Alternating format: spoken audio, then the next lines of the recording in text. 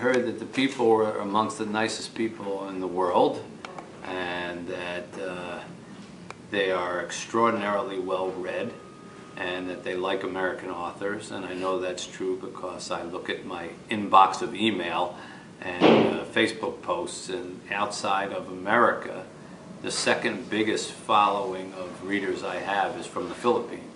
So I've seen that firsthand, and I think I've heard that the Filipino people are very generous, and of course I'm very aware of what happened with the typhoon, and hope to see if I can maybe help out a little bit while I'm here in that area.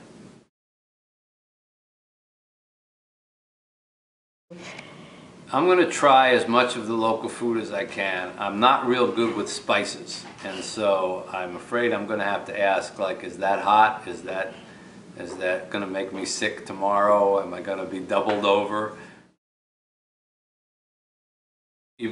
We picked a good time for me to come to the Philippines, because right now in Detroit, by your weather, it's -40. So I think I can deal with the heat, considering how we dealt with the cold. Not having to have a coat on is a big deal for me in February, so I'm getting used to it. It's quite nice. Well, I asked if, when I knew I was going to try to come here, I asked if I could please try to do something to call some attention to the Tacloban area and the typhoon, because I've had some experience with natural disasters, particularly in Haiti, where I work every month, and we have an orphanage in Haiti, and so I've seen the immediate outpouring of help that comes right after a disaster like the earthquake came there.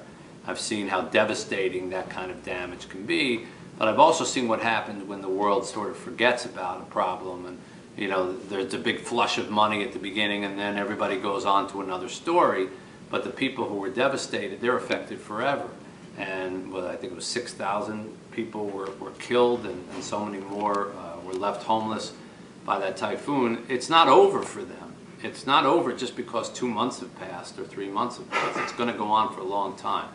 So I asked if I could go up to that region and try to help out in some way, and we're going to do that on Monday. And if I can make, you know, this tiny smidge of a difference and maybe raise some money, then I'll have felt that this trip meant more than just you know, promoting a book, which is nice, but there should be more to life than that. They told me that in 4 days they will sell over 10,000 books, and I think I'm supposed to sign every single one of them. Oh yeah, well, they told me on Saturday and Sunday I'm going to be at shopping malls, and each signing is supposed to be 7 hours long. Now, just by comparison, in the United States, when I go to a bookstore, we say 1 hour, you know, and that's it. And these are going to be 7 hours, so I'm going to have to bring a lot of pens, a lot of ice, some bandages, and a lot of black coffee to get through it. But I'm looking forward to, the best part isn't the signing, it's not selling books, it's meeting people. And I never take having readers around the world for granted. I never expected that I would be a person who would be able to go to another country and meet people who read my books. It just was never in my imagination. So when I get emails from people in the Philippines and they say, well, I'm looking forward to meeting you, it still stuns me.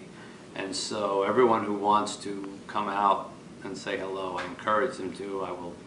I will say hello to everybody who's there. I'll stay as long as it takes until we've shaken every hand or taken every picture. Pictures seem to be very big here. I don't think I've met anyone who didn't want a picture taken, but that's all right. We'll do that too. And it's a blessing. It's a great blessing to have in life, to have people who are interested in you, and I intend to appreciate this blessing.